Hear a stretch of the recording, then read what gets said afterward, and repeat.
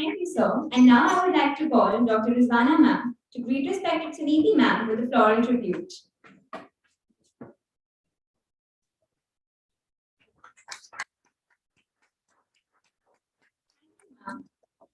Bhaskaracharya College of Applied Sciences, BCAS, is a constituent college of the University of Delhi.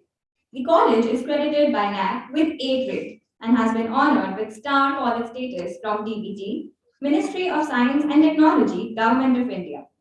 The institution has produced distinguished alumni in sciences and applied sciences. The motto of the college, Gyan Vigyan Sangitam, is a guiding force in accomplishing its mission of promoting holistic education to students.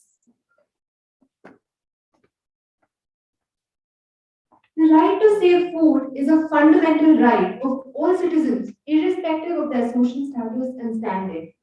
Food safety has become the greatest cause of concern for all. The FAO, on the occasion of World Food Safety Day, has said, if it isn't safe, it isn't food.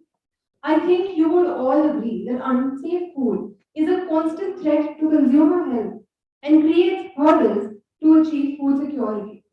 Recently, food adulteration has assumed serious proportions, leading to health hazards from milk products, fats, oils, raw fruits, vegetables, cereals, or even spices. Every single item is adulterated with inferior quality ingredients, harmful chemicals, or even is misbranded to cheat the consumers just to gain economic profit. Thus, prevention is the key. Keeping that in mind, we have organized a workshop to impart information regarding simple methods of identifying adulterants at home and empowering them regarding food laws and consumer rights to go a long way in protecting the health given the large consumer base. We would now like to call respected Principal Sir, Professor Amish Mittal, to give the welcome address.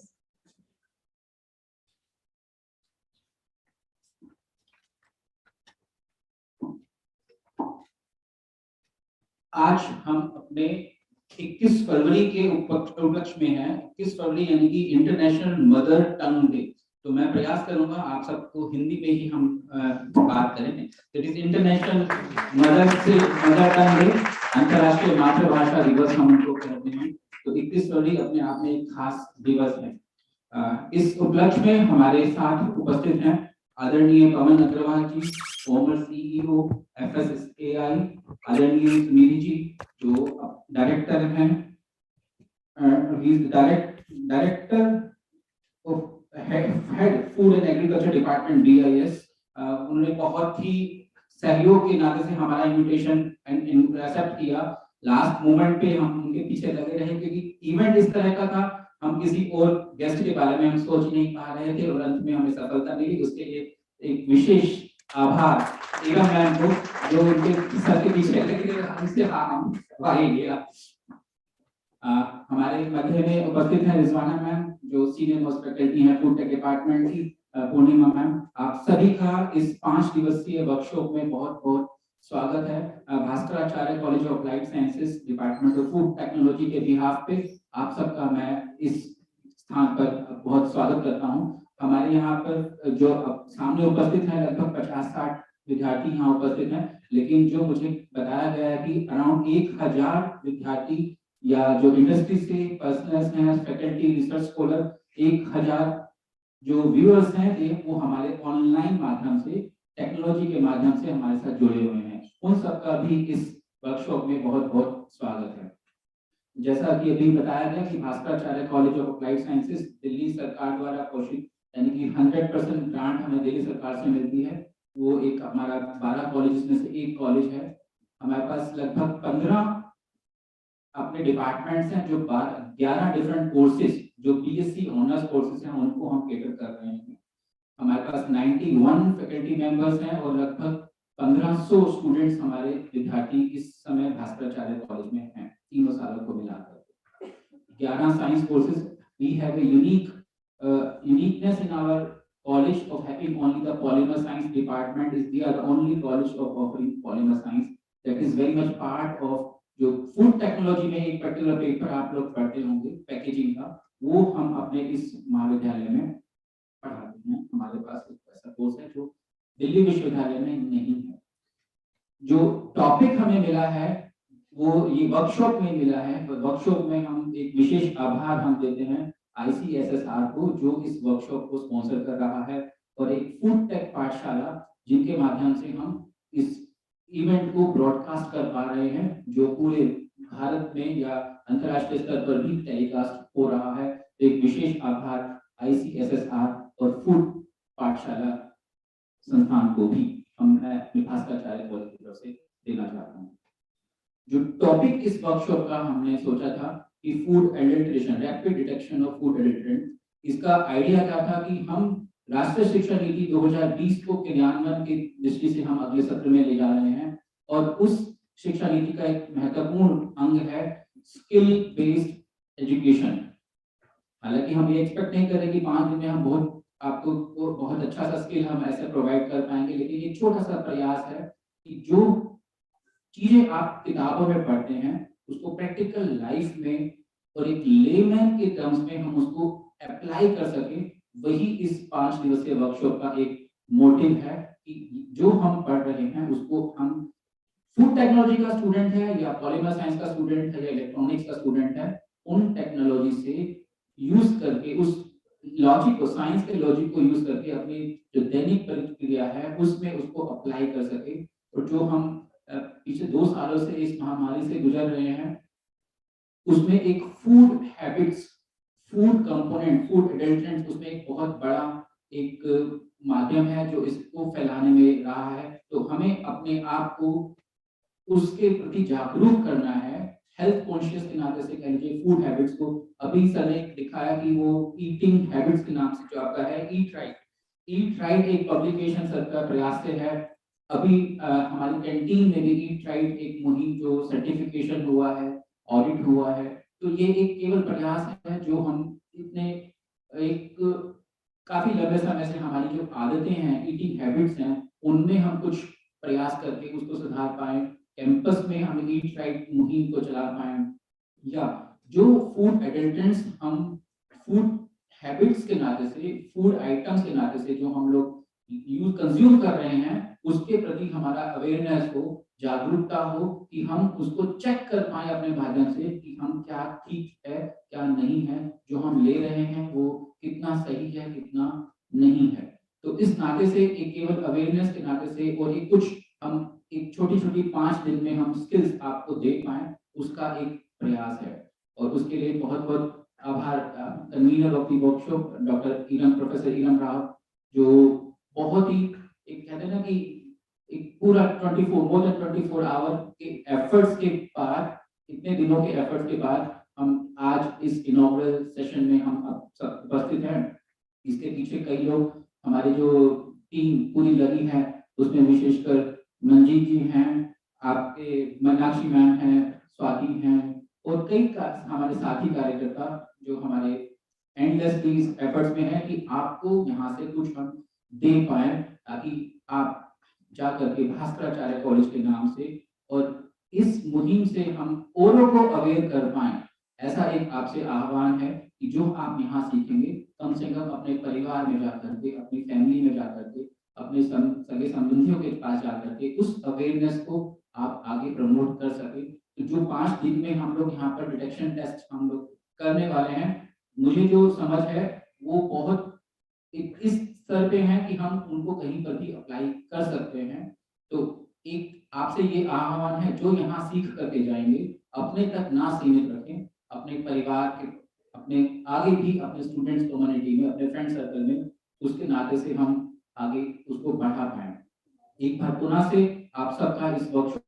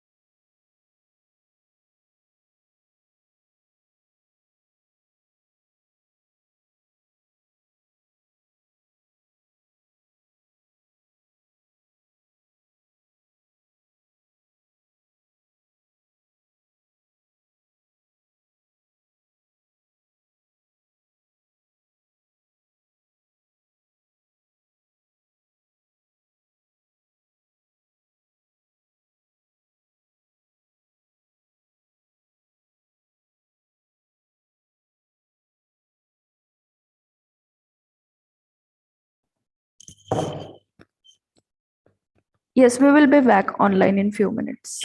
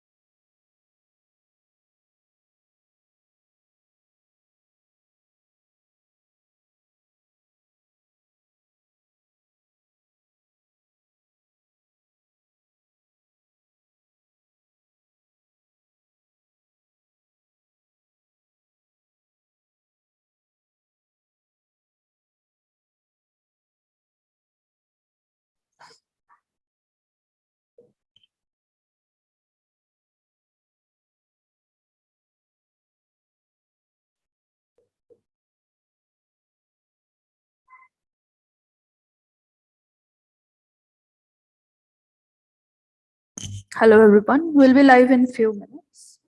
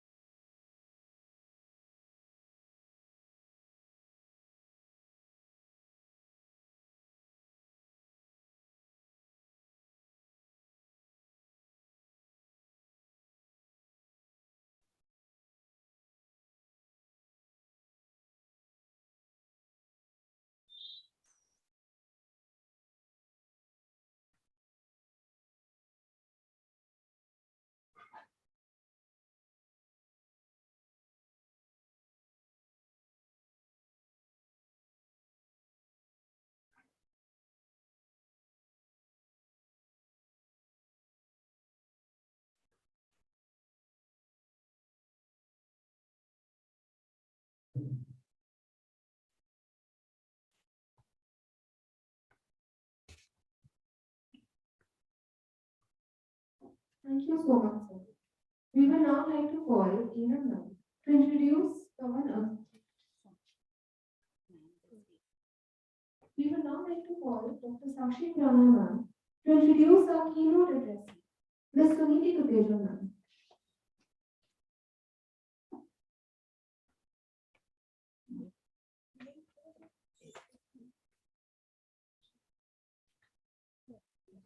Thank you, Srividya. Not your PPT.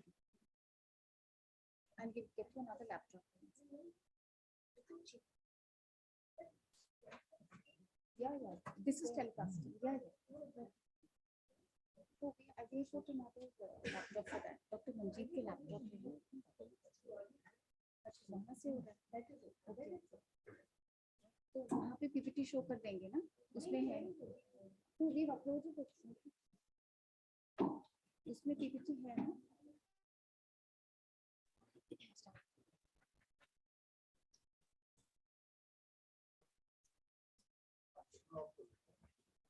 Mrs. Suniti Tuteja is the Scientist E and Head Food and Agricultural Department, Bureau of Indian Standards, New Delhi. Ma'am has experience of over 15 years in the standards formulation activity of BIS since 1999 till 2013, and again from 2019 till date she has been associated with Bureau of Indian Standards in the formulation of national standards in the area of processed food products, with special emphasis on food safety, quality, nutrition, sampling, packaging, labeling of almost all variety of foods, starting with the infant foods, water, processed fruits and vegetables, dairy products, not just their formulation, but also their updation. Intermittently, she has worked in the same facility in the management system certification activity of Bureau of Indian Standards from 2014 to 16, and also in the quality management and food safety management system certifications. She has also worked on deputation as Director of Food Safety and Standards Authority of India for 3 years from 2016 to 19, where she was in charge of Food Safety Management System Division in FSSAI, developing sector-specific good hygiene practices, good manufacturing practices guidelines for medium and small-scale industries. She has also developed third-party food safety audit regulations while in FSSAI, also developed training framework for food safety supervisors and food handlers across all sectors of food businesses. While in charge of the Food Fortification Resource Center, she has coordinated and collaborated with various stakeholders to facilitate something very significant, that was food fortification initiatives in the staple foods. She has also worked in the imports division, where she was responsible for monitoring and streamlining food imports in the country while ensuring safety of imported foods. And something most interesting for the students, she is an alumni of Delhi University itself. She has passed in 1993 BASc Food Technology. And further, she had her MTech in Dairy Technology from NDRI Karnal, which she passed in 1996. Also holds a Human Resource Development Postgraduate Diploma from IGNOU, Delhi. Thank you, ma'am, for being here. Over to you.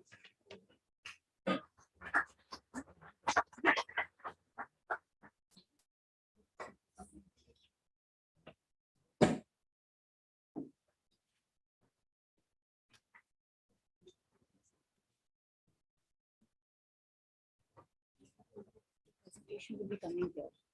Okay. You want this? No, otherwise I have it in the same. Ma'am, कितना चाहती है ना presentation? Ma'am mail से It's okay. It's okay. I'll manage it. फिर आप वहीं पे रख दो audience को.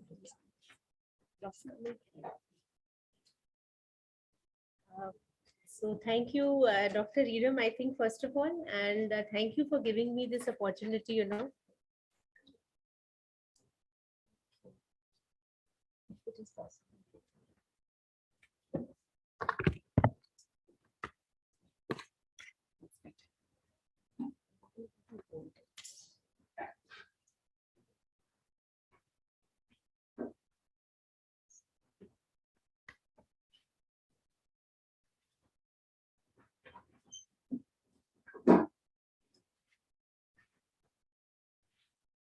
Audio mute. Audio mute.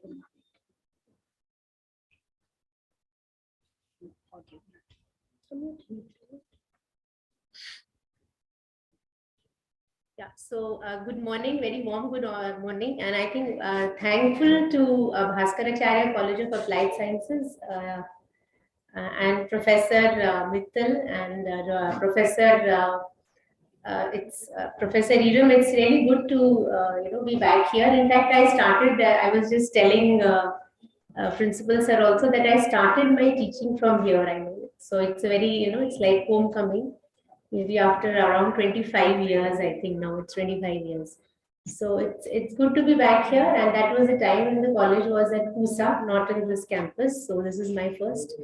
And in fact, these two colleges, whether it's Rajguru College or the Bhaskara, they're very unique colleges. No other college teaches these subjects of food technology. Now, of course, we have, I think, one or two more also which have come up. So the learning that we got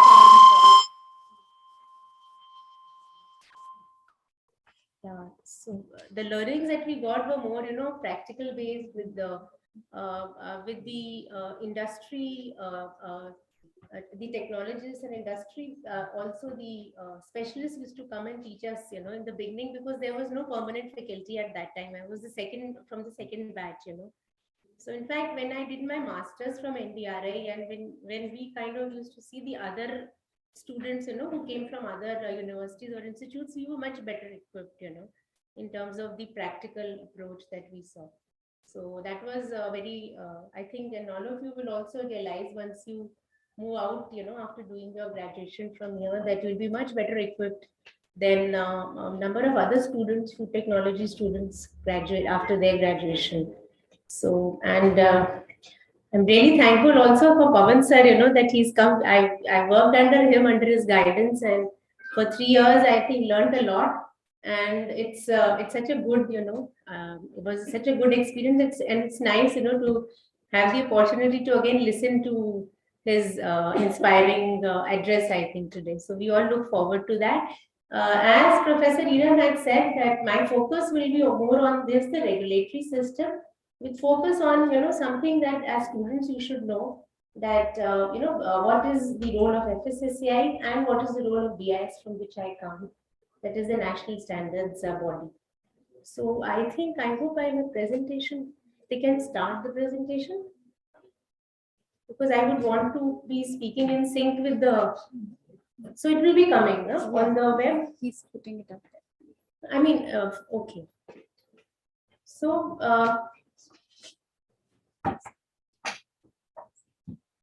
My concern is, for the online audience, they should be able to, when I'm speaking, they should be able to just send it. So the regulatory system, is the first is what we call as the setting of standards. So you have the FSSAI at the apex level, which is under the Ministry of Health and Family Welfare, which sets the standards, it is product specifications, and also the standards, of course, because this is a regulatory body, so they become mandatory. And on the other hand, you have BIS, that is the Bureau of Indian Standards, which is the national standards body. So it sets again standards which are entirely voluntary. They are voluntary specifications, and these standards are not only for product specifications. These standards are also for additives.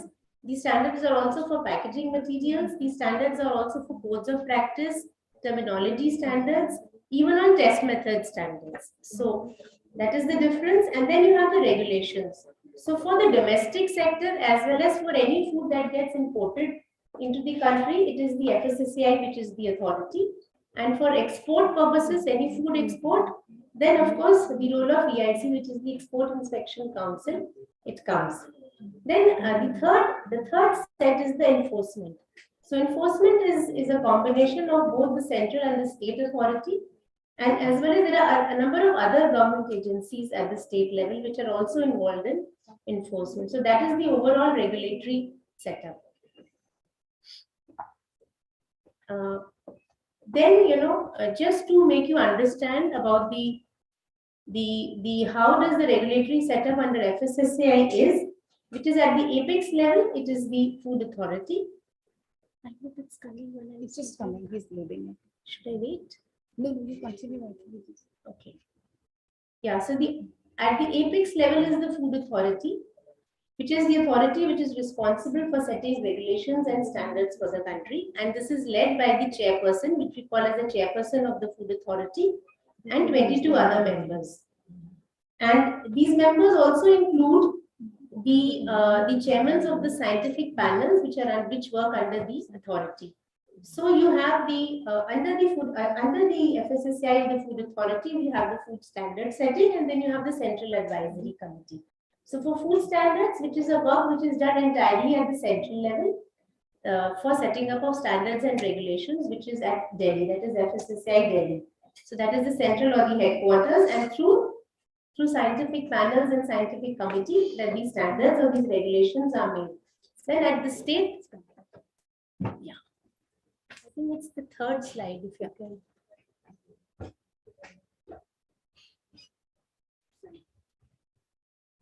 Perfect. Yeah, this one, that's right.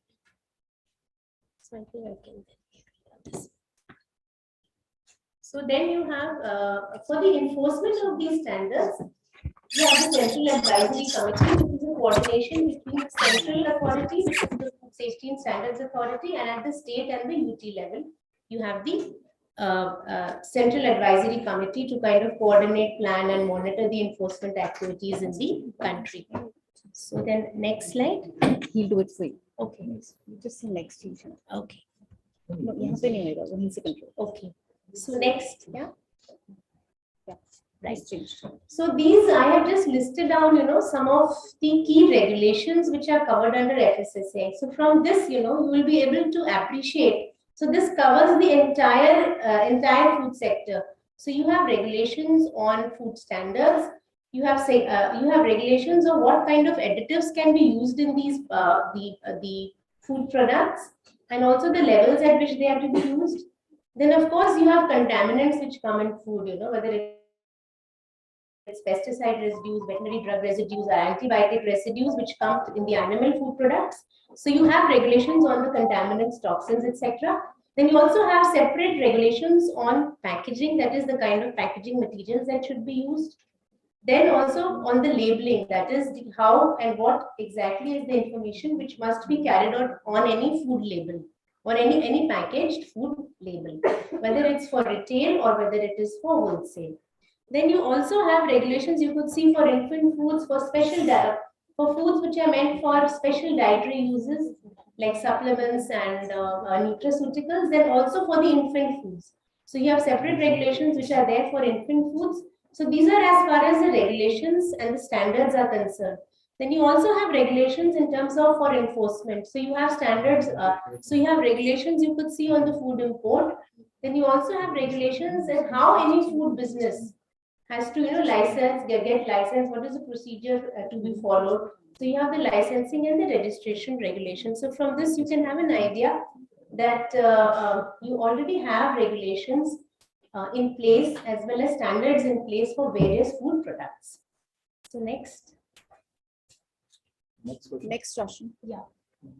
So next I would like to also just tell you where does BIS come in this.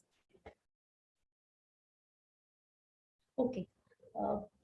I'll cover this. Okay. So then, it's good to have standards and regulations, but because India being such a big country, with a vast population, there are a number of challenges and issues. I think the first and the foremost for the food industry is that it's a very large, unorganized industry. So although you have the larger players, but majority are the small players and the medium players, So you even have industries, or you could say small food industries which are working at the household level and the micro level.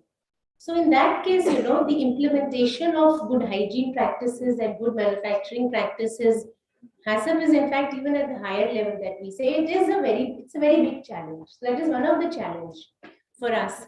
And the other is that since our act, that is the Food Act, it requires that all the businesses have to be licensed and registered before they can start functioning.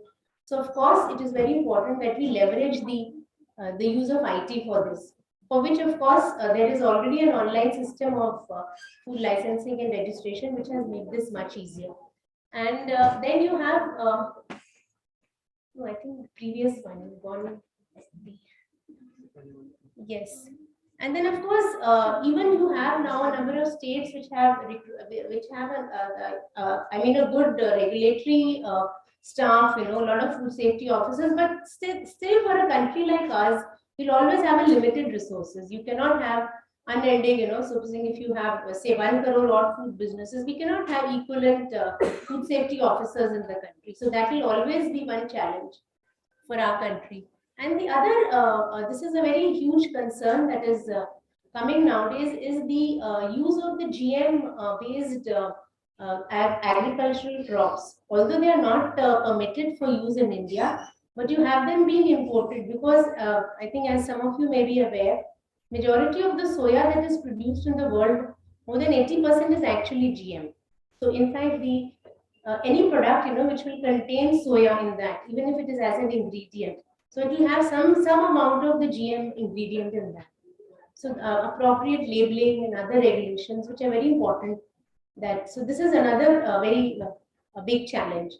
But although these are challenges, some of the good practices which have happened over the past few years, which have actually strengthened this regulatory system in the country. Some of the good practices which I have tried to list out.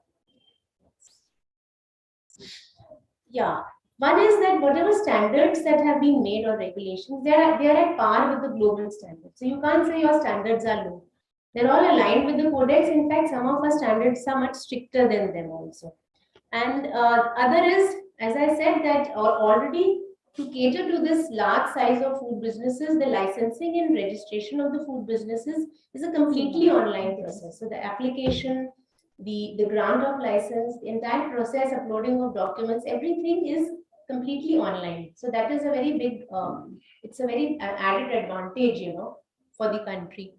And then is a risk-based food import system. Since food is getting imported through maybe more than 100 point of entries, it's very important to have a system which is not possible to have 100% checking of the food imports. So there is a risk-based, and at least, and this is also an online system of risk-based food import. There is no physical system of food import clearance. Then we have there are laboratories at the central level, food laboratories, and even at the state level.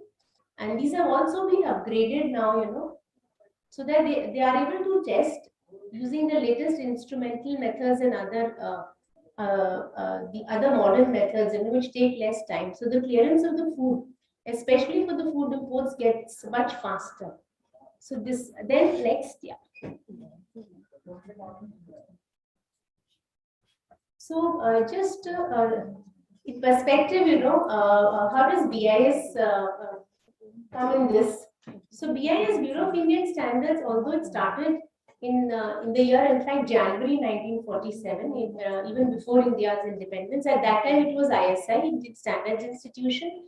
It became a statutory body under an Act of Parliament in 1986, which was the BIS Act. Later on, this Act was amended in 2016, which gave it the stature of the National Standards Body. And BIS is a founder member and is continuing as a very important member at the ISO level, which is the International Standards Organization. So you must have seen, I think BIS, people will not be aware of, but they are more aware of the ISI mark, which is there on not only the food, but even the non-food products. And then is the IS codes, which some of us are using, especially during practicals, for test methods, etc. So that is where in the food sector we are, BIS codes are more known. So next, yeah. So the three main functions of the activities of BIS is standards, of course. After the standards are set, the second is conformity assessment, or we call it as certification. That is, this is an entirely voluntary activity of BIS. That is, if any business, whether it's a food business or any other manufacturer, they want to get a kind of a certification that they are conforming to Indian standards, then we have a conformity assessment scheme. And then we have a set of 8 laboratories, and these laboratories are basically, they function to help the certification. So that is that, for any, supposing any manufacturer wants to get the BIS certification for their product, then the samples also have to be tested in the BIS labs. So this is the labs, they function to support the certification activity of BIS. Next.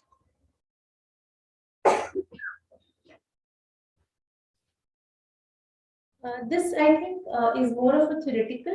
That is, you maybe, I think, also be studying also that what is the role of standards, why standards are important, which I think you're well aware. Standards, they help in technology transfer, they help in interoperability, ease of trade, help in also improving the economics of the country. And standards, especially in areas which are still upcoming or for a new technology. Standards also sometimes include the processing and the technology that is used. So that will also help the small and the medium manufacturers, to be able to benchmark their products to that standard. And then it will actually help in the growth of the industry. Next. Yeah. So how are standards made? It's not that you have officers or scientists who are sitting in BIS that they are making standards. That is not how standards are made. There is a WTO Code of Good Practice for preparation, development, and adoption of standards. And India, being a member of WTO, is also signatory to that. And then, the bodies which are involved in standardization, they then notify that they are following this Code of Good Practice. And from India, it is BIS which has been notified, as that we are actually following the Code of Good Practice by the Ministry of Commerce. So how do standards, although there is a kind of a structured approach, but I think from your side, more important is that we can move to the next slide. Although you have standards advisory committee, you have a executive committee of the bureau, but these are all advisory committees. The actual technical work that takes place starts from the division councils. Yeah. And then we have in fact 15 division councils which encompass the entire sector of economy. So you have a chemical division council, you have a petrochemical division council, you have electronics division council, you have a civil engineering division council, mechanical engineering, in fact management systems, and we also have a food and agriculture division council. And this food and agriculture division council, which we call as FADC, is along with 2 or 3 others, were one of the oldest division councils to be set up in BIS in the early 1950s. And these division councils, then how do they work is that they form technical committees. We call them as sectional committees in BIS. And these sectional committees, they comprise of majorly 4 stakeholders.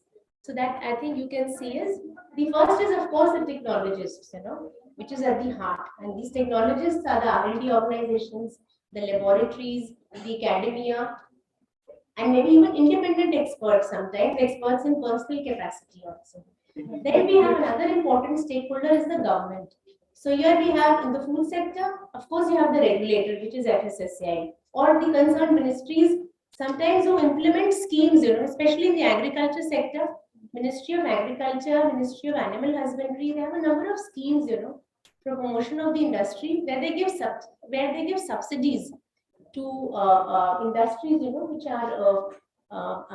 which are making products which are conforming to Indian standards. So that is how the importance of government and regulatory agencies. So that is another stakeholder. The third stakeholder is the consumers. So even in the BIS technical committees, you have organized consumer groups, whether it's the NGOs or consumer bodies, and sometimes even large PSUs, because they are organized buyers. So they also are included as members in the technical committee. And the fourth and the most important stakeholder is the industry. Industry, whether it is individual industry or through industry associations. So they are members. Now, this is again is required, to kind of, because we are a signatory to the Code of Good Practice, so we must have a combination of all stakeholders. Then I think just to be, you could say that the industry interests don't kind of, overtake the role of the committee, although it's not as a principle, or you could say as a guiding principle in all BIS technical committees, we say that the industry interests should not be more than 1/3 of the total composition of the, although it's not part of the regulations, but as a guiding principle, we generally try to ensure that the industry participation is less than 1/3 of the total constitution of the committee. Next.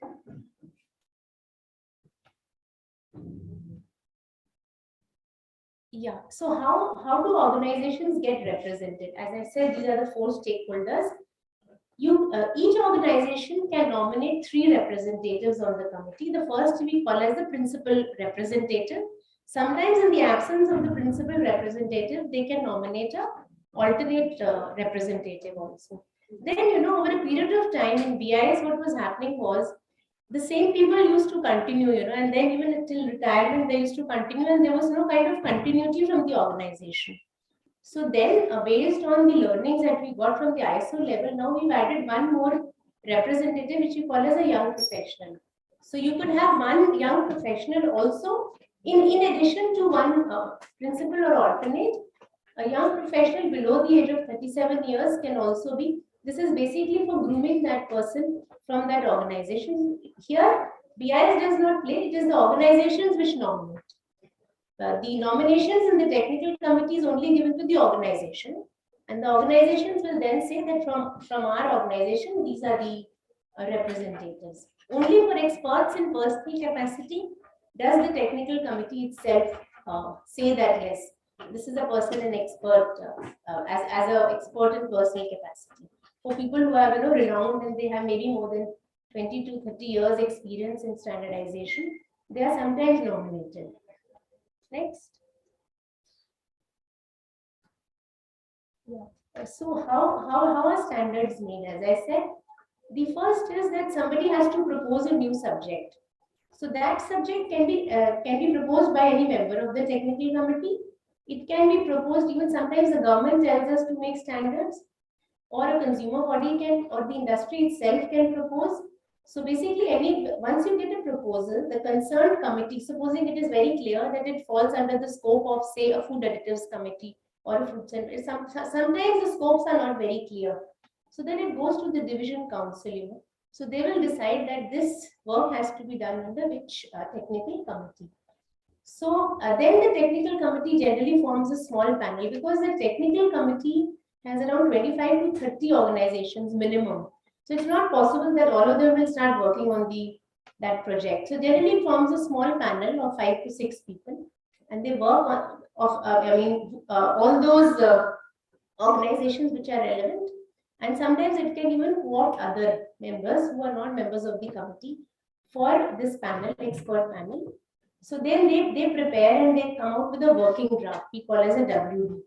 Once they are satisfied that this is a draft standard, then it again goes to the main committee, which we call as the P draft, which is the preliminary draft. So either through circulation or through meetings, once this draft gets finalized by the committee, then it goes into wider circulation for comments. By wider circulation, we mean that it gets, we send it to our stakeholders, it gets uploaded on our website, and any person can comment on the standards at this stage, which is generally, as per the Act, it is minimum 30 days. So we generally have but as per the WTO, it is 60 days, that is the commenting period. So generally for all our drafts, standards, especially the standards which are in the mandatory certification, those standards are always put into wide circulation for minimum 60 days. Again, comments are received based on suggestions. Comments again goes back to the main committee.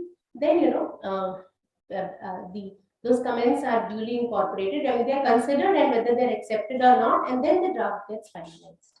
So once the standard gets finalized and published, it is then gazette notified.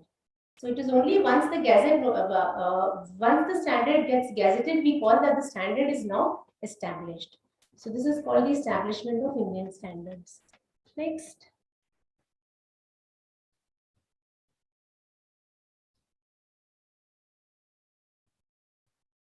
Taking a little time. Yeah. So this is as I had already said, So Food and Agriculture Division Council is only one of the 15 division councils in BIS. And this is only for standardization. Since my focus was only on standards, I have not covered the certification activity of BIS.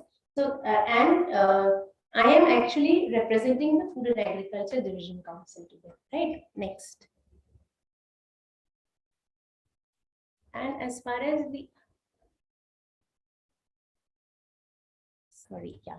So this scope of FADC, that is food and agriculture, so it is, the entire, it is from the agricultural inputs, that is the agricultural machinery also, soil management, the fertilizers, pesticides that can be used, the crop spraying equipment. So you could say the entire activity falls under the food and agriculture, even for the animal husbandry, the good feeding practices, the specifications for animal feeds, poultry feeds, fish feeds. Then of course food is there, which is food processing equipment, food safety management system. And then in fact, this is one more category which has been added recently for the past 3 years, has been Ayush. So Ayush, through the Ministry of Ayush, had requested. So this, although not directly concerned with food and agriculture, but this has also been included under the scope of FADC. And of course, water is also one of the under the scope, whether it's drinking water or it's packaged. That is the piped water as well as the other one. Next. And just to, the Division Council, which is the FADC, is chaired by the Secretary of Department of Agricultural Research and Education and DG Indian Council of Agricultural Research. And there are a total of 28 sectional committees, as I said, covering both agricultural, soil, feed, food, and even Ayush. So presently there are 28 sectional committees, and we have more than 800 technical experts who are involved, through these committees and panels, representing all the stakeholders. And the standards that are published are close to 2100 Indian standards have been published. And for BIS licensees, we have some which are operating under voluntary mode, and there are some which are operating under mandatory mode, which is the around 8,000 licensees and BIS licensees, and out of that, from BIS, we have around 40,000 BIS certification. So 8,000 is what is contributed by the Food and Agriculture Division Council. And there are 12 products which are under mandatory BIS certification, and these products have been made mandatory through FSS regulations, that is the Food Safety Standards regulations. These includes your infant foods. These also includes your milk powders, skim milk powder, etc. These also include the two packaged waters, which is packaged drinking water and packaged natural mineral water. Next. Regarding the subject, of the conference, there's one more slide before.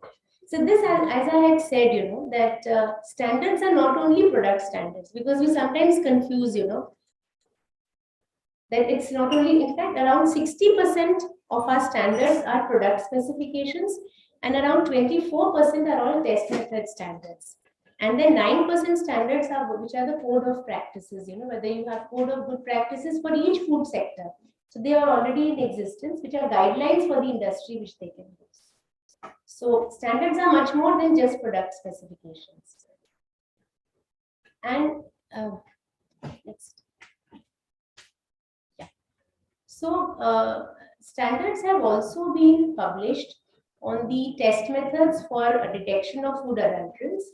Now these, of course, as Sir had already mentioned, that food adulteration is basically, it is an intentional addition of something, for which generally a trader or a manufacturer, for undue benefit, that they either add something or they kind of substitute it with an inferior quality.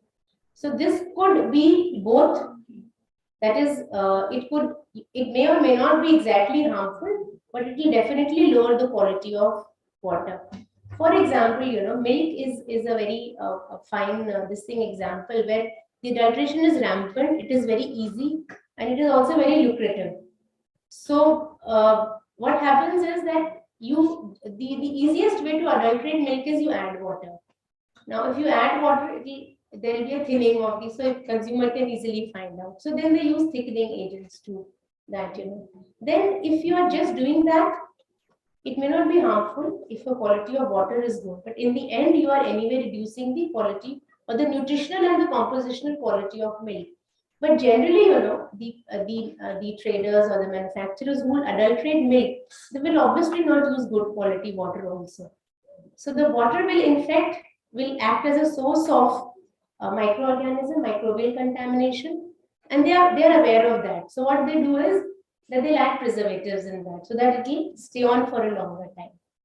So that is why it's very important to be an aware consumer. And very simple test methods are there, which I think will be, of course, shown also demonstrated during the course of the workshop. I just wanted to bring there are two Indian standards. I had also sent it to Professor Eder. The first standard is the general standard, which cuts across all the food categories. That is the quick methods for detection of food adulteration in food, whether it is food grains, pulses, saffron, honey, milk, all. And it has both the rapid methods also, that is the physical methods, and the chemical methods also. And then you have specifically for milk, there is an Indian standard IS 1479 Part 1. So these are all platform tests or tests which can be done very quickly to find out, to detect adulteration in milk, all are qualitative tests. So these can be used, and of course the dart book is there, which I think is already being shared with the dart book, so these are also very simple test methods which can be used. So we look forward, in fact, that since these standards are now more than 5-6 years old, so if there are any comments, any feedback, suggestions to improve them, or maybe to add some, because adulterants also keep changing. What was used as an adulterant, say 5 years back, now you have newer adulterants which are being used. So it's important that the standards need to be updated, so that we are able to detect any new adulterant which comes in food. So thank you. I hope I've not taken much time. Thank you so much.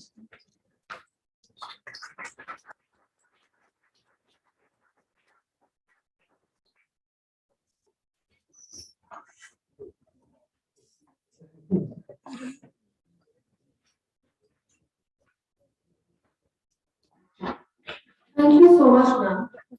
Switch off the digital.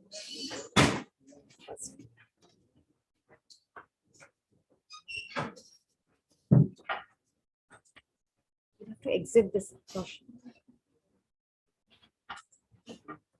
Thank you so much, ma'am, for that insightful presentation of yours. Now, I would like to request Professor Eder, ma'am, to introduce Honorable Mr. Pavan Agarwal, sir, our Chief Guest for the day.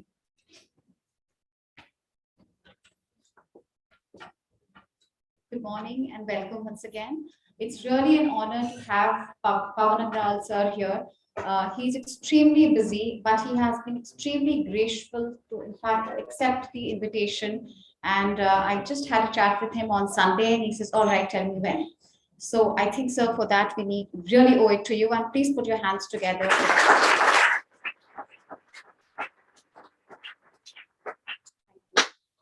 The other thing is, I want to ask the audience, do we need to introduce him?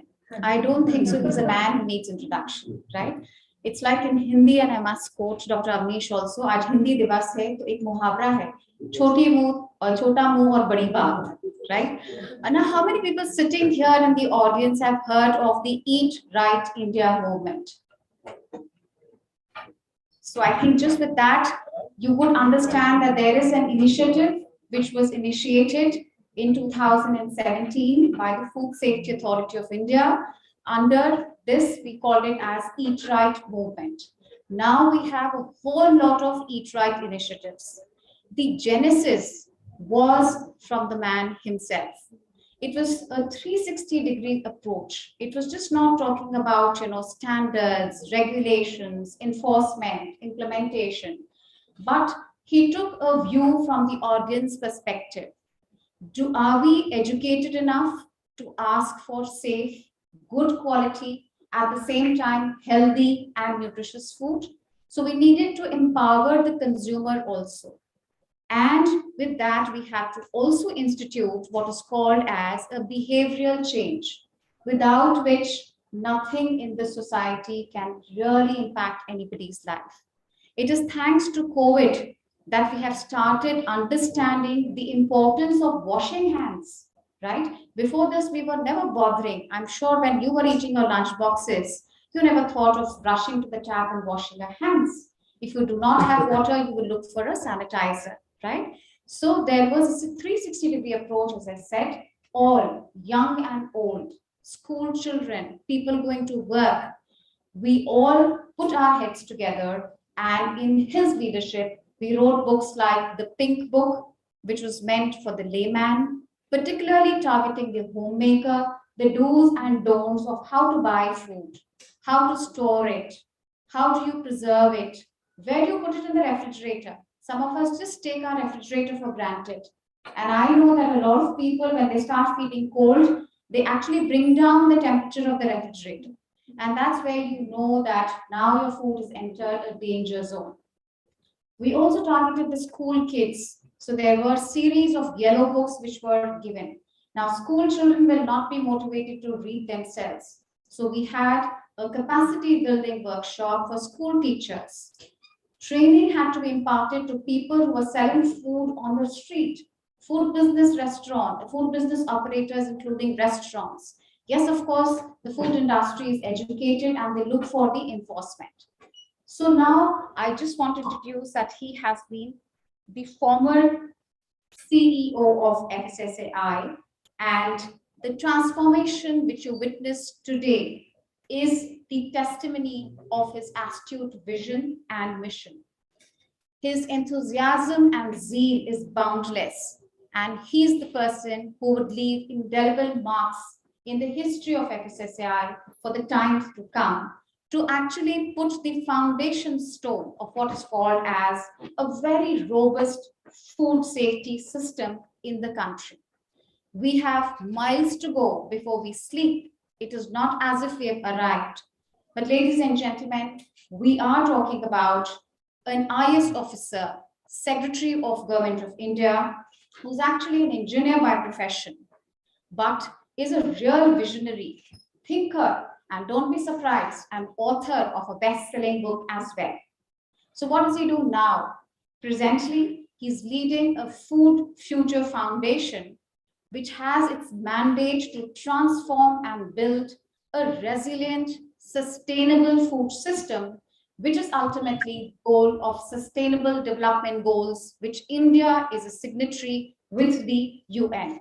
So he is concerned just not now for the people, but also the public. And also we need to leave green footprints for the generations to come. And you all sitting over here are the torchbearers of the future. Just for a formal introduction, he's retired as a secretary from Government of India. He's been heading the Ministry of Commerce and Industry, Consumer Affairs and Food Public Distribution, has served several ministries like Skill Development and Entrepreneurship. He's been with Niti Aayog, Ministry of HRD and the UGC, and the line goes on and on. But may I request all of you to also hear this out. He has been the recipient of the prestigious Fulbright New Century Scholarship at Harvard University. So that really needs a round of applause. And that's not all. Emory University in the United States has been a visiting scholar at Indian Council for Research on International Economic Relations in New Delhi, has been also associated with the Center for the Study of Higher Education and the Australia-India University in Melbourne. And the best-selling book, which all of us must pick up because we're part of the higher education, is called as Indian Higher Education, Envisioning the Future. That is being published by Sage, and it is supposed to be an authoritative book in this particular domain. His recent publication, I have it right over here. This is called as, and this is like a must-have for all people who got to do with food. So it's not just the food technology students, that will be all people need food day in and day out. And this is called as Eat Right, a Food Systems Approach, a must read for all. It is in very simple, dexterous terms. He's explained what you're supposed to know all about food, So until and unless all of us become conscious, because responsibility is everybody's business. We can't be pointing fingers that that person is not done or the enforcement is not in place. So with these words, sir, it's an absolute honor to hand over the mic to you. Thank you, sir.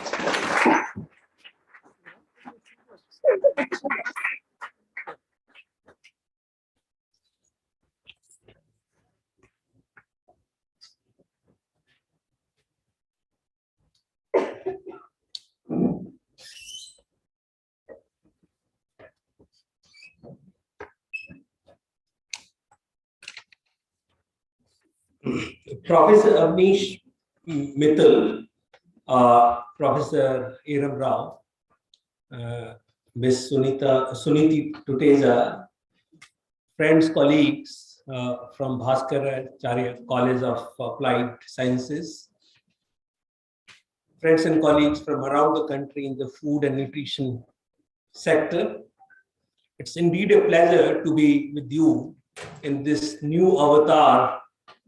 It's very heartening to see that things that we started in 2016, with great trepidation when I took over responsibility as CEO of the Food Authority.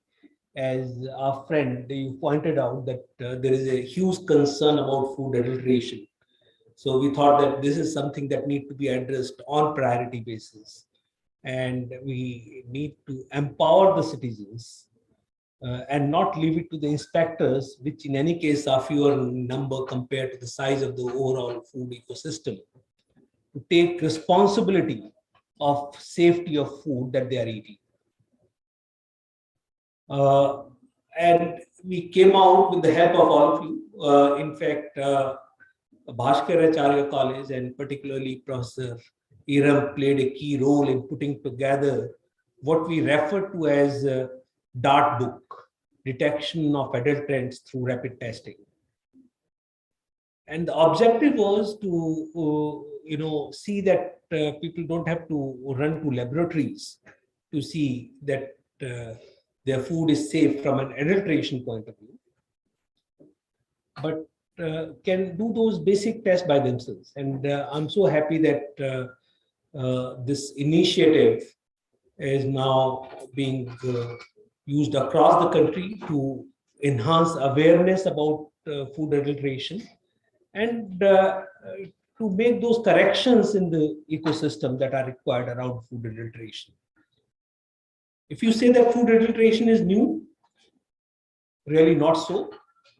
In 2016, when we started putting it together, and many of you may have heard of a newspaper called Statesman, and there is a column that comes 100 years ago.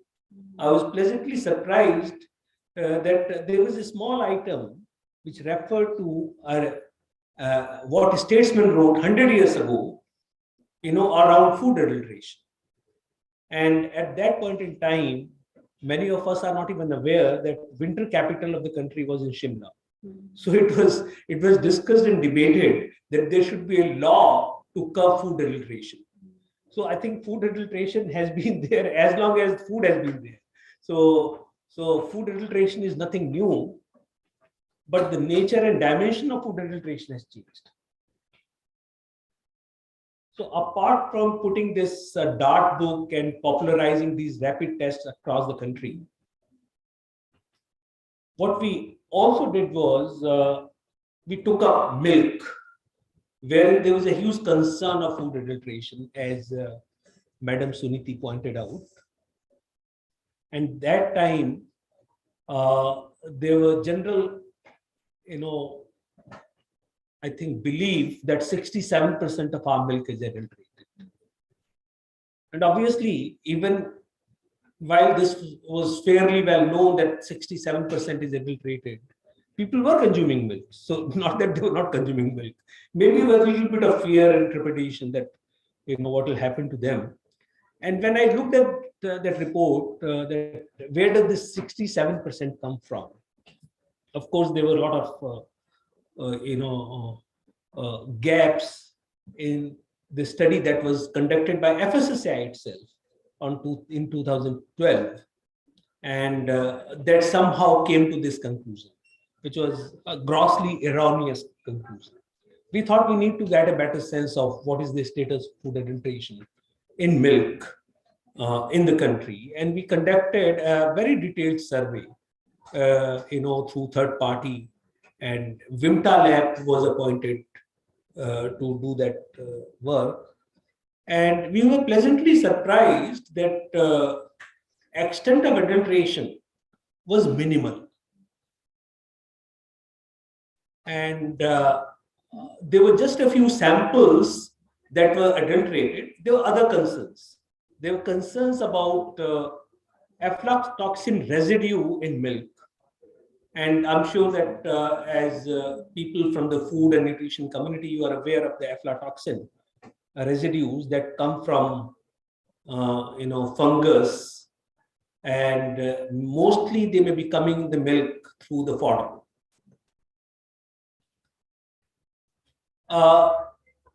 Now, having recognized that deliberate adulteration is somewhat minimal, while the belief generally is that adulteration is very high and is increasing.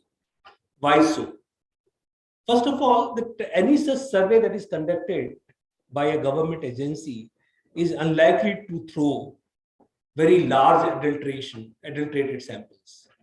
So in any case, sample sizes, and those people who do adulteration, they are working on the peripheries of the overall ecosystem.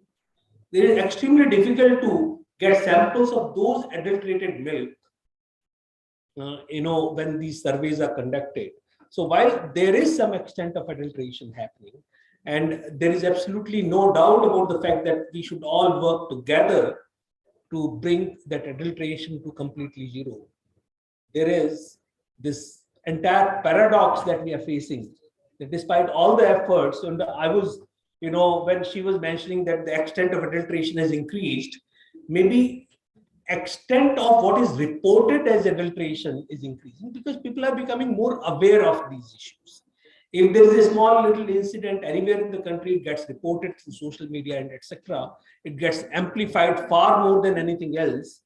And sometimes, right or wrong, all kind of informations go. And for instance, there is even now I keep getting calls, and people keep asking me that is melamine added to milk? Is FSSAI allowing melamine to be added to milk? And some of you may be aware that melamine contamination in milk was a huge issue in China several years ago. That became a scandal, a global scandal in food frauds.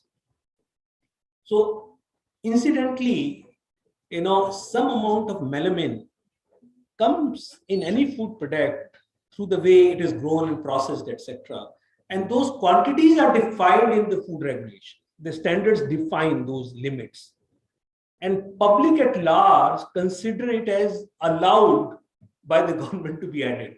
And those quantities are so tiny that they will have no consequences at all.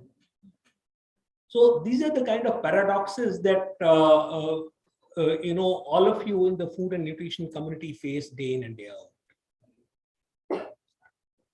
Now, having talked about adulteration, and I'm so happy that all of you are working towards learning these rapid methods for detection of adulteration. And as your principal pointed out, that it is not about learning it by yourself, knowing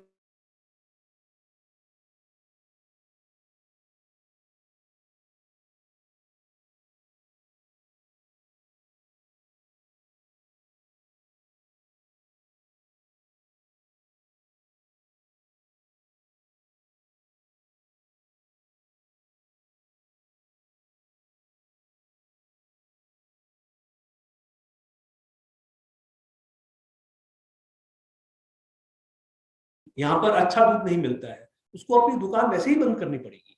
So I think that is the kind of pressure consumers and people can put on those who are indulging adulteration rather than depending on government machinery to address issue of adulteration. I'm not saying that government should not do anything. In fact, they have the responsibility to provide safe food, unadulterated food to our citizens. But I think more important is citizens taking responsibility of their own food. The food is not adulterated. Now, I'll touch upon a few things that maybe you have heard of. You may not have been able to associate it with the overall way things work. I'm sure you are aware of that India is today the diabetic capital of the world. 60% of the deaths are caused due to non-communicable diseases. The issue of malnutrition or micronutrient deficiencies has increased very significantly.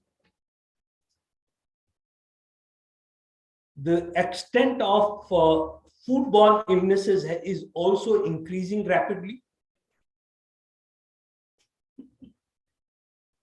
These things you may have definitely heard, if not all of them, some of these things.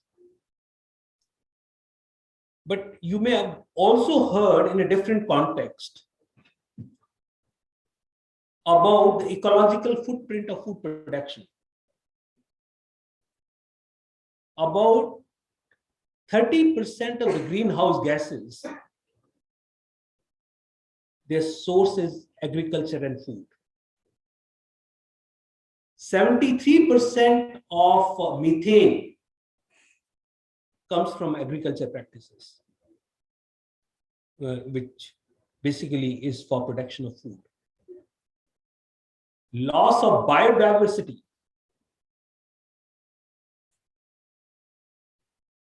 The problem of fresh water, soil health,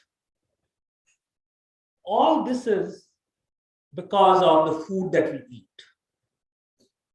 And this is becoming, what is important is that while all these things have been happening for decades, if I won't say centuries, for decades, but now it's only now that we are beginning to realize the seriousness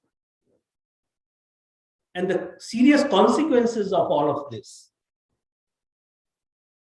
If you look at it and look at the way the nature has organized itself, some of the food that is most nutritious to us, the millets, the pulses, they put the least ecological burden on the planet. They also maintain soil health. But for a variety of reasons, some political, some economic, some the way market plays, I think much of the agriculture is monoculture agriculture, focused on rice, wheat, sugarcane, that consume a lot of water, that completely deteriorate soil health with rampant use of fertilizers, use of pesticides. Now, you would say that, what can I do? It's a much larger issue, it's a political issue.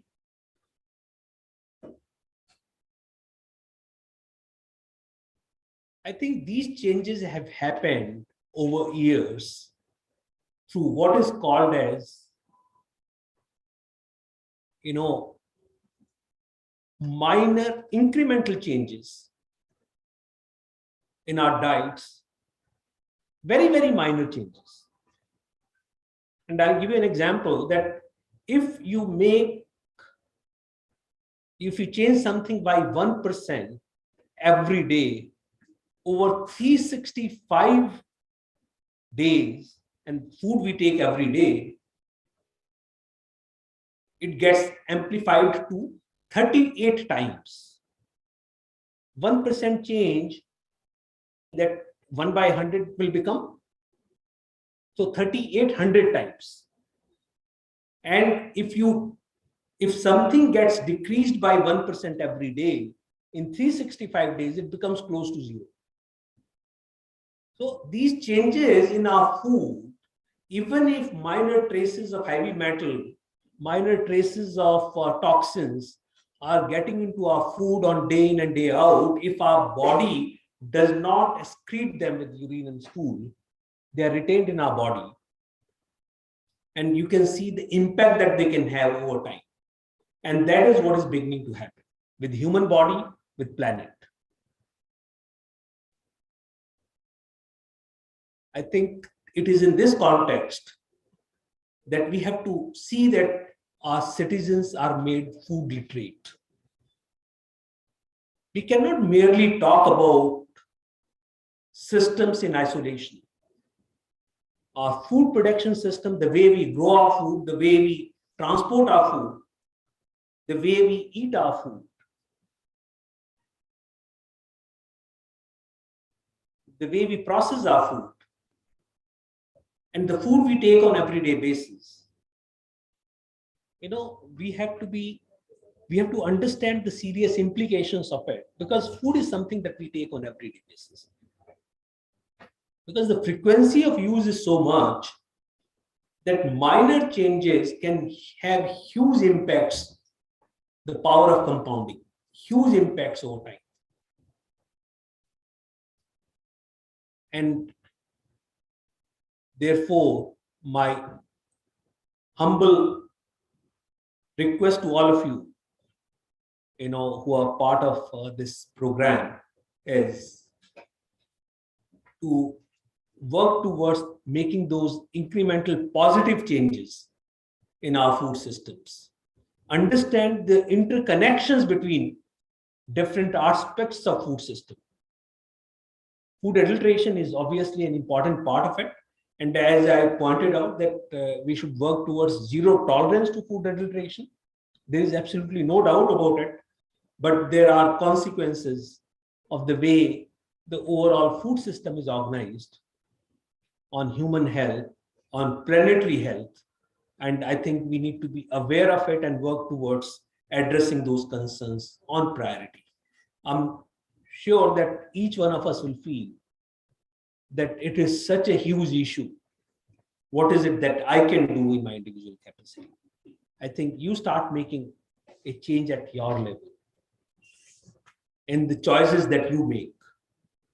If institutions start making those minor changes in the way they can transform their own food environments, if food industry can begin to make those minor changes, then through this power of compounding, I'm sure that we can make that sustained change that is required, that sustained positive change that is required in our food systems. So I once again congratulate Dr. Iram Rao to invite me on this occasion, and congratulate him to take this entire mantle of making India free from food adulteration through this very interesting model of popularizing rapid testing of food adulterants. But urge all of you to work with us, work together to make all our citizens food literate. And this concept of food literacy is something that very surprisingly, I did ask Dr. Iram Rao that is she aware of this concept? She was obviously not aware of it. Even I was not aware of it till the other day. And when I Googled, I found that this is a new concept that is emerging, that is still not as commonplace as sustainability. But this is a new concept that is emerging. There is also techniques, or there are matrices to measure food literacy. And let us work together to create a framework for creating food literacy in the same way. We talk about numerical literacy, we talk about reading apprehension, we talk about health literacy, we talk about computer literacy. I think food literacy would mean having a full sense of how food we are eating is impacting our health and our planet. Thank you very much.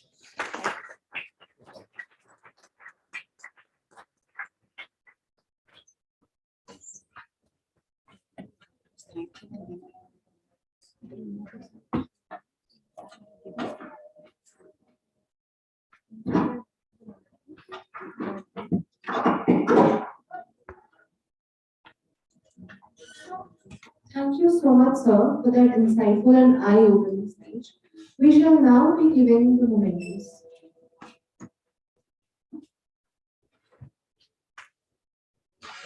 Thank you so much, sir, for actually giving them some food for thought today. And with that, I'm going to first come to the presentation of the mementos. May I request Dr. Avnish, our principal, to kindly give Pawan Agarwal, sir, our token of appreciation.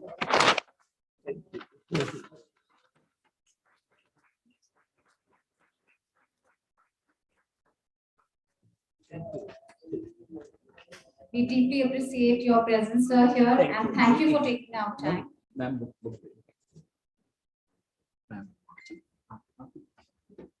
Dr. Purnima is going to now gift him some books. Sir, this will be some reading table for you from Bhaskaracharya. Yeah. He is a voracious reader, so on the occasion of the 75 years of independence, these are some publications which all students will be also getting here. May I request Dr. Meenakshi to kindly do the honors for Ms. Suniti Teja for giving us the keynote address. So I request everybody to kindly put their hands together.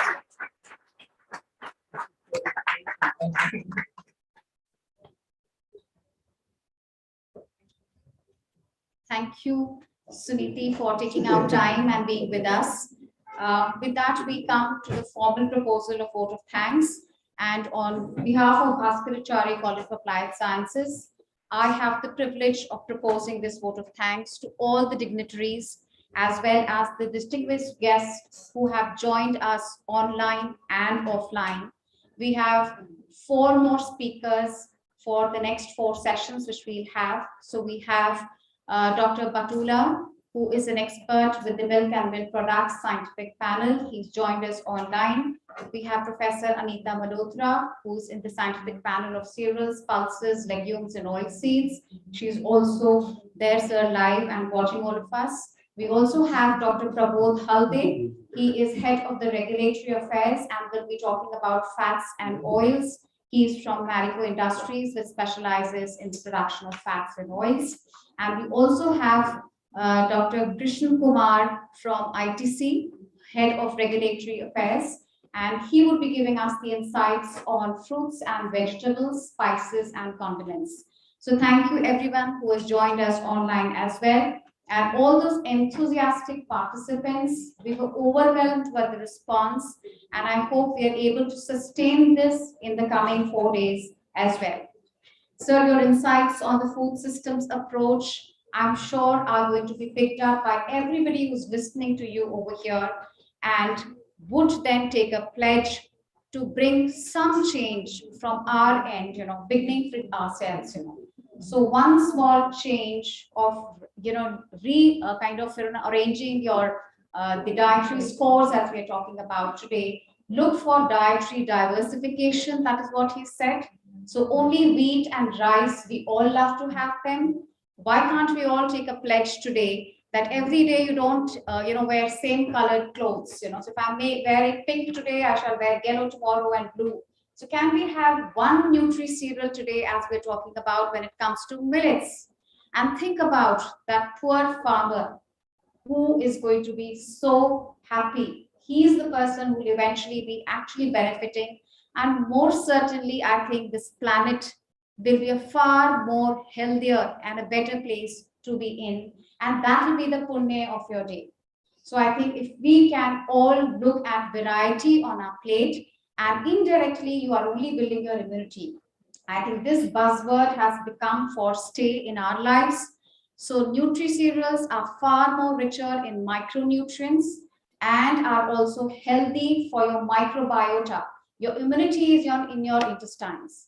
Green fruits and vegetables. Please go for local, seasonal, regional. Stop thinking of superfoods. We don't have any superfoods around. So if we can all look after the footprints, today we are talking about count your green footprints. These would be our deed of every day to bring a change in this particular world. Thank you once again, sir, for that. I'm extremely grateful to our Professor Avnish, who's the principal of the college, who has been always there with his unconditional support and guidance, and has stood by us through thick and thin to actually make this particular workshop a reality. My deepest sense of appreciation to you. I sincerely appreciate Ms. Suniti Tuteja for actually gracing this occasion. And let me tell you that she has another event in DIS, and she was really very kind enough to actually kind of volunteer her schedule to be here with us. I think what you taught today in terms of regulations and standards, we would have some of these budding food technologists who would be aspiring to take these jobs. So I think that has set the context in place. And the rapid test, of course, is something which will be kind of demonstrating in the days to come, beginning from today. But ma'am, we are also using some of the common tests for adulterations. That's part of our curriculum in the food technology department.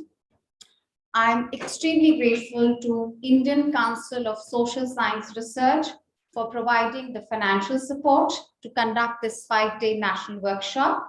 And I'm also extremely grateful to Dr. Nilesh and his team from eFood Pathshala, Mumbai, for collaborating with us and providing us all the technical support in this online, offline mode, which all of you can visualize. So please put your hands together for this. Last but not the least, I would like to thank the enthusiastic participants. As I said, all across the country are seeing our program streaming live, and the ones which are beyond 1,000 are also watching us live on the YouTube. So I would like to also thank our committee members for the relentless support for making this event happen. And a special mention is deserved of the co-convener, Dr. Manjeet Barwa, and coordinator, Dr. Meenakshi, as well as each and every member of the committee, as well as the volunteers, staff, students of Bhaskaracharya, and all the faculty members who have made this event possible. A very big thank you to all of you. I would request the students to be seated. We will be escorting the guests out, and we are going to start immediately with the live demonstration. So over to the faculty members from the department. Dr. Sakshi, please take over. Thank you so much.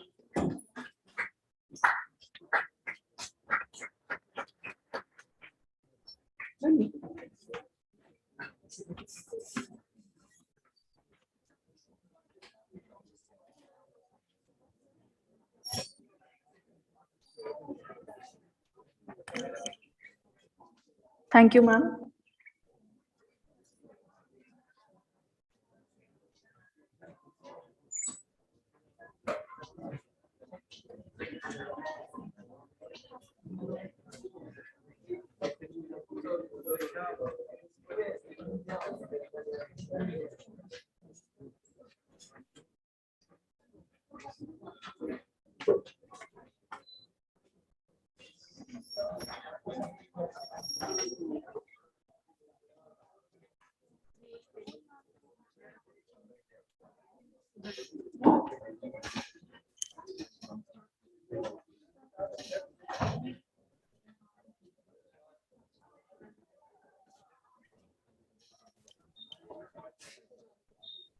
I would request online participants to stay on this link.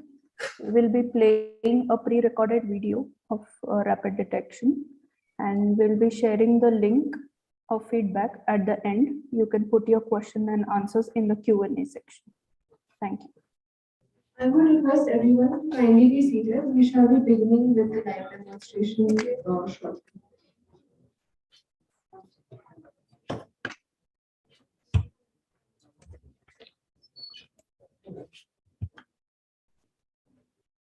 Hello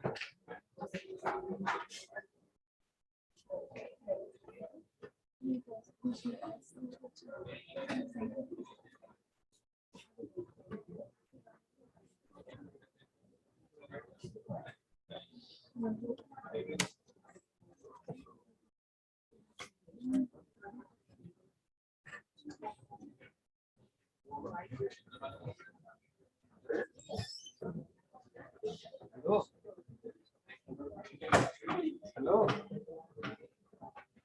क्या कह रहा है? Lunch करूँगा 10 minute में आ रहा हूँ।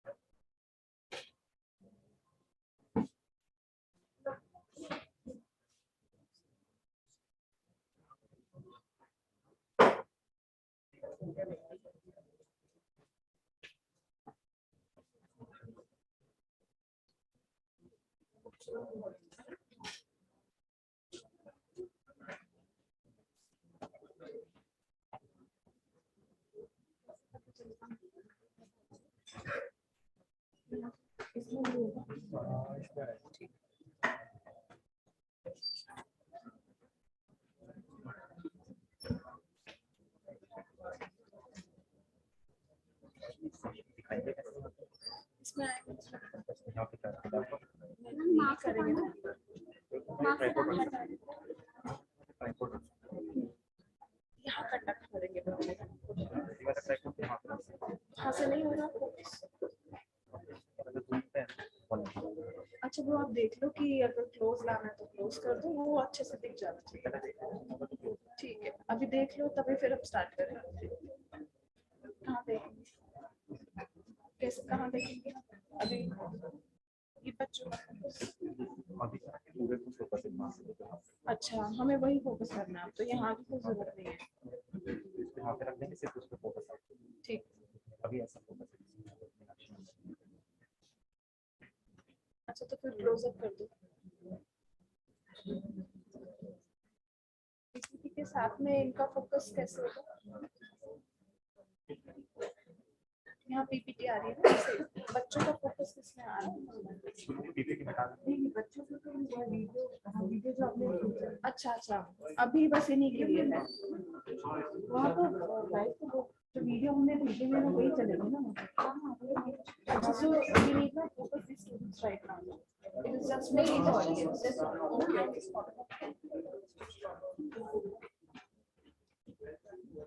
पर what they saying is जब आप यहाँ start करोगे तब वो online में 12 minutes. तो आप start कर दो. अच्छा नहीं, आज first day का. Today's test is 12 minutes, which we are relaying online. So आपको सिर्फ centralize करना पड़ेगा. आप यहाँ start कर दीजिए. okay, so all just be ready, rest of you also. So you tell me yes, then I'll tell yes.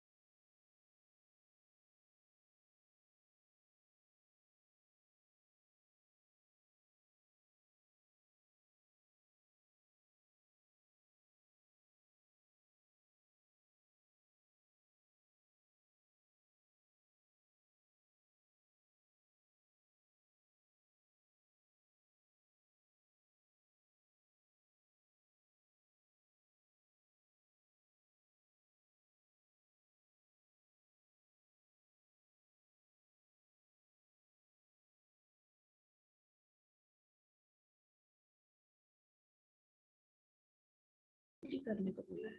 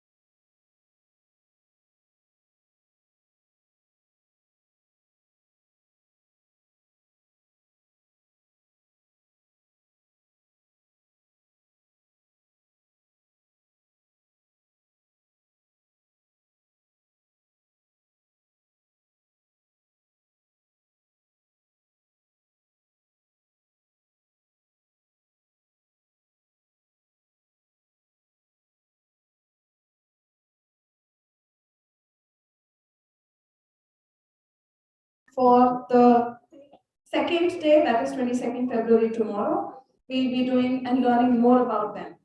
We have next one test for fats and oils.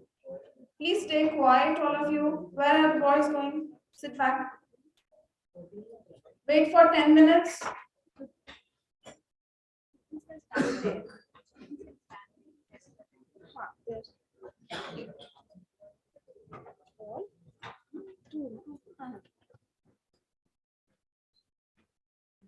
So you all must have heard about Dalda ghee, suna hai sabne, which is not the appropriate term. What do we actually call it? It is Vanaspati, which means it's plant oil, right? And it has been hydrogenated to solidify it. And it looks very similar to ghee or butter, right? If it's butter, we call it margarine. If it's ghee, we know it's ghee, right? So in either of them, the adulteration with Vanaspati is very, very easy because it is not evident again if we see it.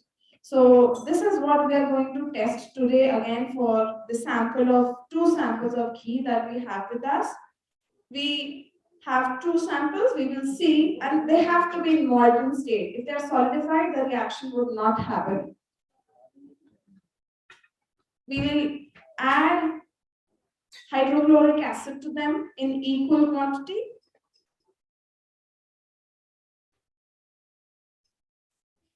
To both the samples, we will follow the same procedure. Isha and Lavika are doing the needful for you. It is very concentrated acid, which means it's not easy that you handle it on your own. So do not try it at your homes. It has to be done only under supervision. However, you can get it tested at a nearby lab, which is providing you tests for free to check for the samples of ghee or butter that you may be having at your homes. Then we also need to add a pinch of sugar to both the samples after adding hydrochloric acid. And we will need to wait for a few minutes to get the change in the color before we can actually know whether they are adulterated or not.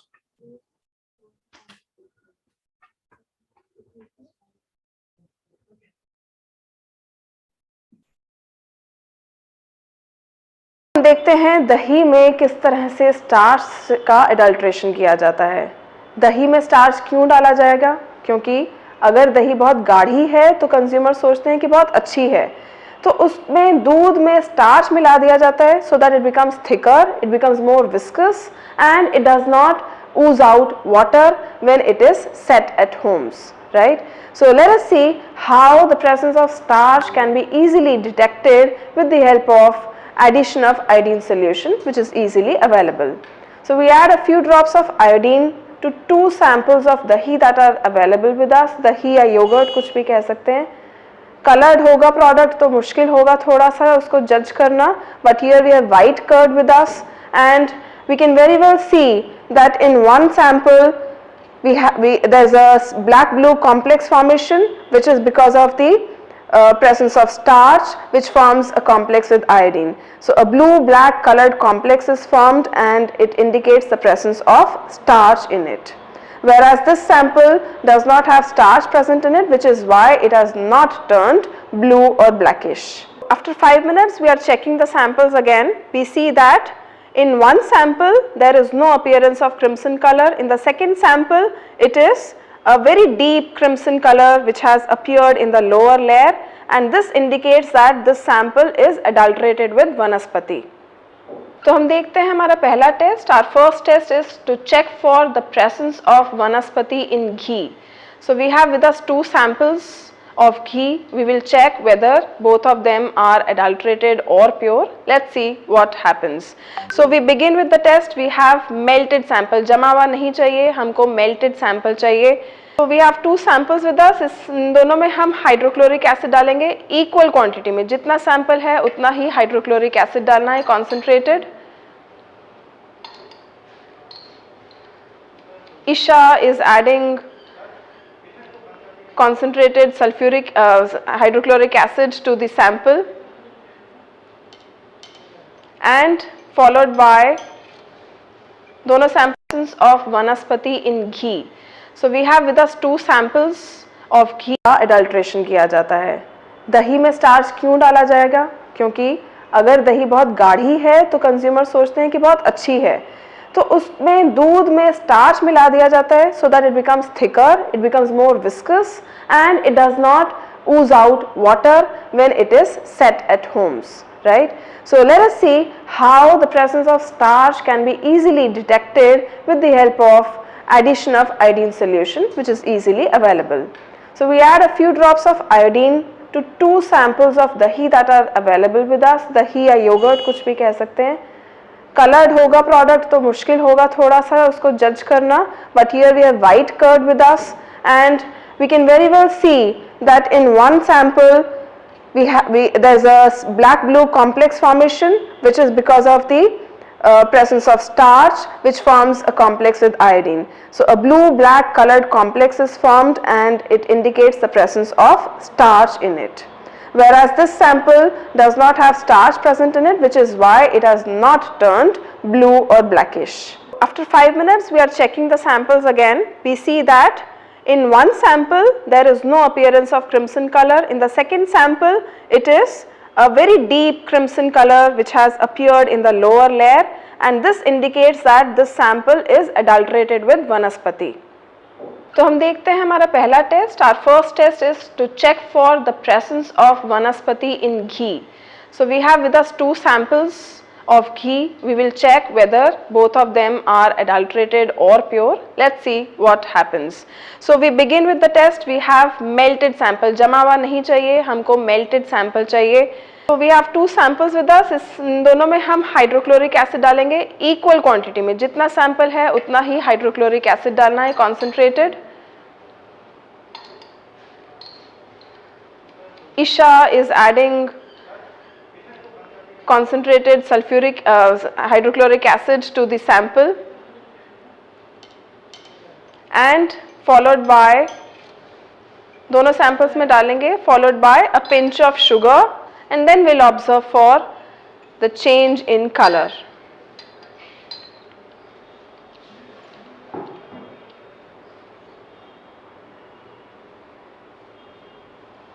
तो दोनों samples में हमने hydrochloric acid डाल दिया है.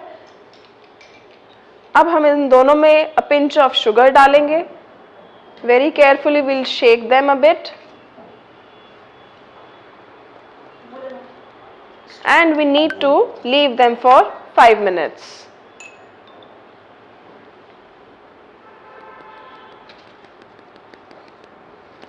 So we need to observe for the change in color after 5 minutes. We leave them aside and then we check for the presence of adulterant as per the color guide. We are done with 5 minutes and we check that which of the 2 samples is adulterated or not, right? So एक test tube में हम देख रहे हैं sample A में कोई colour नहीं appear हुआ है. सैंपल B में हमारा क्रिम्सन कलर बहुत डार्क हो गया है, which indicates that it is adulterated with Vanaspati. उसमें हाइड्रोजनेटेड वेजिटेबल ऑयल डाला गया है.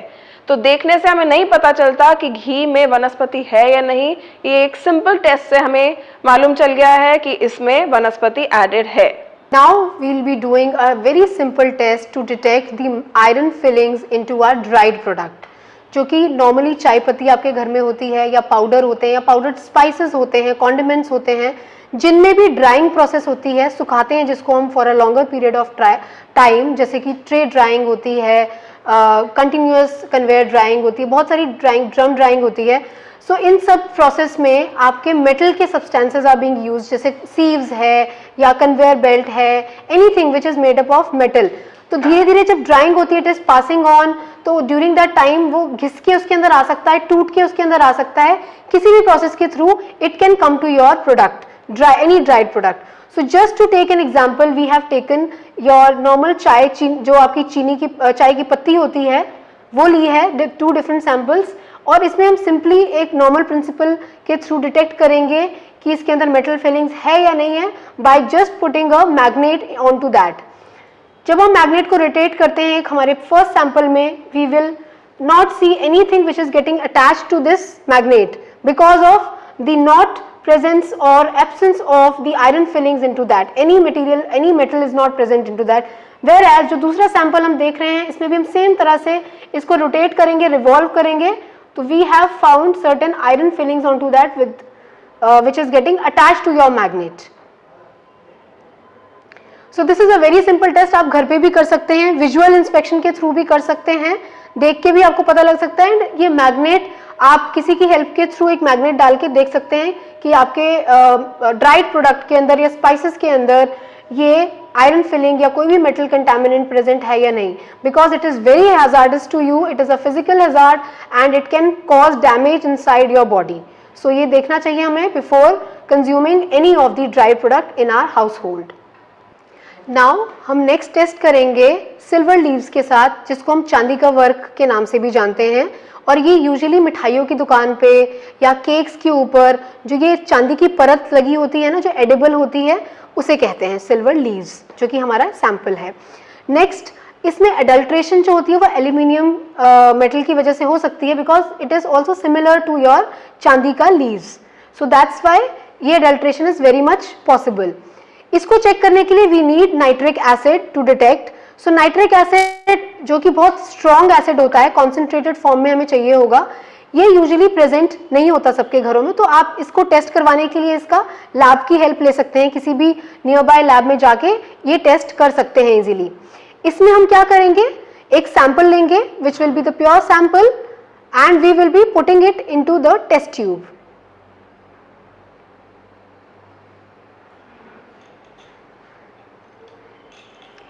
After putting this into the test tube हम इसमें नाइट्रिक एसिड डालेंगे. दूसरा सैंपल भी ले लिया है हमने टू चेक कि whether which one is contaminated and adulterate. Now aluminium, because it is a kind of a metal which is not digestible. So what will happen whenever you are consuming aluminium in your body, it will get deposited on several organs. So it will also lead to certain health side effects to your body, and because of which it is very dangerous to consume on for a longer utilization, longer consumption of nitric acid. डाल दिया है. अब हम इसे observe करेंगे that how fast will it get dissolved into nitric acid. जो आपके silver leaves होंगे वो easily इसमें dissolve हो जाएगा, but it will take some time, around 7 to 8 hours to get dissolved. And end में आपको एक येलो कलर का टिंच दिखेगा उसमें जब dissolve हो जाएगा, because of the formation of the silver nitrate. ये हमारा overnight solution है which we have kept, जो हमने कल टेस्ट किया था. This is the pure solution in which the silver leaves were properly dissolved in the nitric acid. जो दूसरा सैंपल है आपका adulterate, इसमें because of the presence of aluminium this has not dissolved. So हम हनी को कुछ सिंपल टेस्ट के through हम आइडेंटिफाई करेंगे कि वो प्योर है या नहीं है. उसके लिए we required our sample, and second important thing is cotton wig. So cotton wig हमें required है. कॉटन विग को इजीली घर में बना सकते हैं. We have to just wrap the cotton on a stick, वो आपकी कॉटन विग रेडी हो जाएगी. And to perform this experiment we have to dip the cotton wig in the honey. So we have 2 samples. So Kartik and Rosie both are doing the wrapping of honey on the cotton wig, and now we have to check the purity with the burning candle. Clear? So here हम burning candle के ऊपर उसको रखेंगे जो cotton wig है, और हम देखेंगे कि वो जो हनी है वो कैसे रिएक्ट कर रहा है. सो जो आपका प्योर हनी है it will start to burn, but जो इम्प्योर हनी है जिसमें शुगर सिरप एडिड है उसके अंदर क्रैकिंग की साउंड आएगी and it will not burn. So we can easily see the sample hold by Kartik, that is pure honey जो easily आपका जल रहा है. लेकिन जो रोजी के हाथ में सैंपल है उसने जलना स्टार्ट नहीं किया, and even that also produce the crackling sound. So वो इंडिकेट कर रहा है कि हमारे हनी के अंदर शुगर सिरप थी जो कि उसको बर्निंग नहीं होने दे रही. So now the sample is tea leaves, चाय पत्ती, जो कि हम डेली लाइफ में हम चाय पीना पसंद करते हैं और चाय पत्ती को कंज्यूम करते हैं. बट क्या आपको पता है कि चाय पत्ती भी अडल्टरेटेड हो सकती है with exhausted tea leaves? Generally उसको एग्जॉस्ट जो आपकी बची हुई चाय पत्ती उसको सुखा के एंड उसको कलर करके जो फ्रेश चाय पत्ती के साथ सेल किया जाता है टू गेट द प्रॉफिट। सो आज हम एक सिंपल एक्सपेरिमेंट के थ्रू हम देखेंगे कि कैसे हम चाय पत्ती का अडल्ट्रेशन चेक करते हैं। So we have our sample. So इस टेस्ट को परफॉर्म करने के लिए एक सिंपल प्रोसेस है। हम सबसे पहले टी लीव्स को स्प्रिंकल करेंगे फिल्टर पेपर के ऊपर। अगर आपके पास घर में फिल्टर पेपर नहीं है so you can also use a cotton towel. आप कॉटन टॉवल पे भी स्प्रिंकल कर सकते हो। उसके बाद we have to just add a little amount of water. So with the help of dropper we can add a little amount of water and थोड़े time के बाद जो कोल तार अगर उसमें अडल्ट्रेटेड हुआ so it would be absorb by the filter paper. तो हम उसको थोड़ा सा रब करके देखेंगे and if the colour is absorbed by the filter paper that indicates कि आपका जो सैंपल है वो कि एग्जॉस्टेड टी लीव्स के साथ अडल्ट्रेटेड था और उस टी लीव्स का जो कलर है जो कोल तार का कलर है वो फिल्टर पेपर ने अब्जॉर्ब किया हुआ है। So here we can see the sample with Kartik that is adulterated with the coal tar. आप देख रहे हो कि जो ब्लैकिश कलर का जो लिक्विड निकल के आ रहा है वो बिकॉज ऑफ दैट कोल तार। नमस्कार और धन्यवाद आप सभी का। आप लोगों ने काफी पेशेंस से ये सारे प्रोसीजर देखे जो कि काफी सिंपल टेस्ट हैं। इनको हम इजीली घर के अंदर कर पाएंगे फूड की अडल्ट्रेशन को चेक करने के लिए। और हमें करना भी चाहिए फूड की adulteration because we have to aware about these things कि जो हम फूड खा रहे हैं वो हमारे लिए सेफ है या नहीं है। सो इस टेस्ट के थ्रू हम इजीली पता कर पाएंगे कि हमारा फूड अडल्ट्रेटेड है या नहीं है।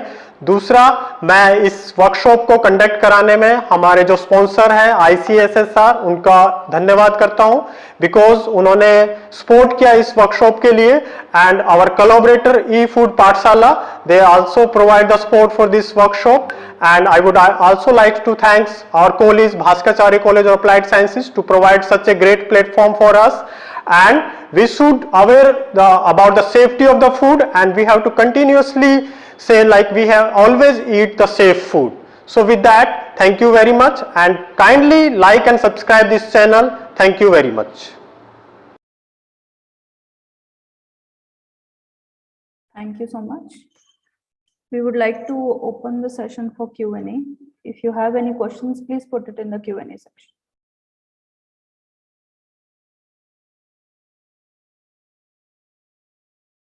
Ma'am, you're on mute.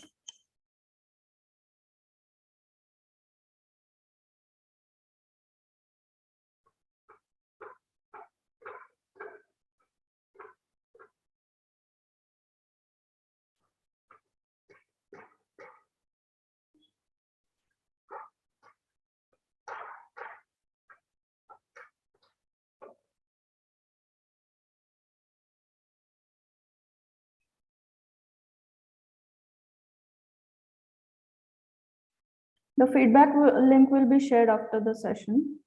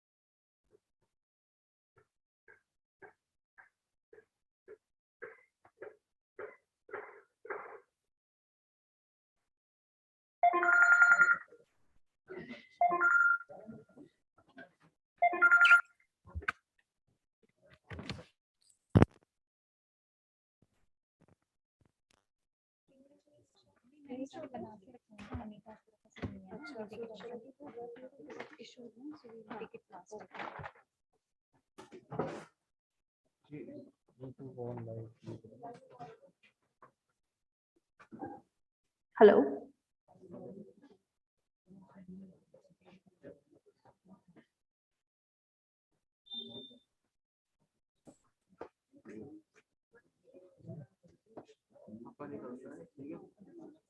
Phone लेके जाएगा मुझे बता दिया आ रहा हूँ ठीक है आ रहा हूँ वेट कर रहा हूँ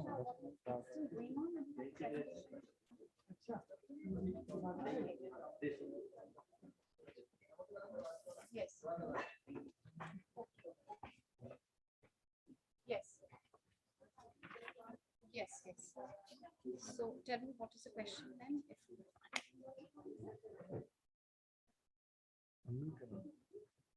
Okay, so should I answer that? Yeah, so tell me if I am audible.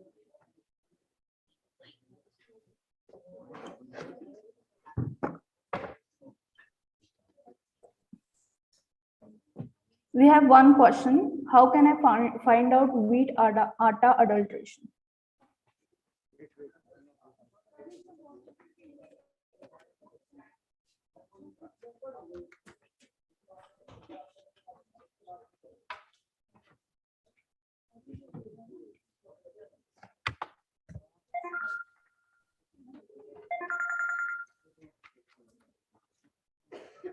Just answering in 1 minute. Just hold on, just answer. Hello. Can you hear me, please? Yeah, so we're talking about how can you find out adulteration in Wheat atta. So the simplest thing I would suggest is that, go for packaged foods, right? Check their labels. If you're buying loose atta, then in that case, you will have to perform some test, right? So let's say we will be showing when we speak about cereals, pulses, and legumes that how chalk powder is added. So we will be talking about some density test. So I would request the participant who has these queries, on every day we'll be focusing on a special sector.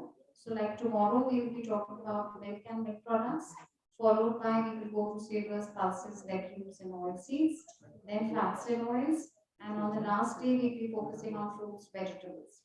So that test for adulterants will be demonstrated, but as a thumb rule, please remember that packaged food has all the labeling done. There is a regulatory requirement which the producer has to follow, and that is why it is safer than loose items. Does that answer your question, please? Thank you, ma'am. Can I take next question? We have one question in Q&A.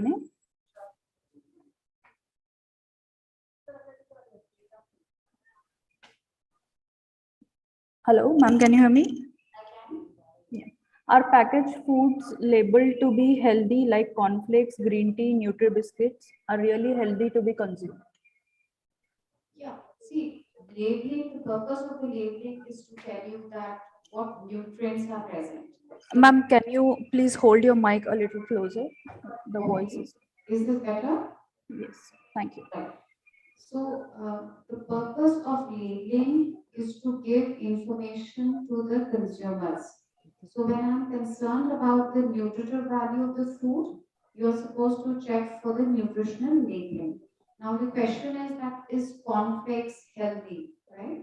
Any whole grain which is minimally processed for consumption is certainly healthy.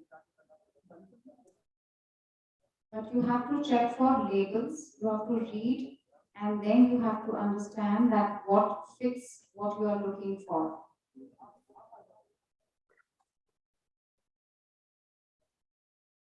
Thank you, ma'am.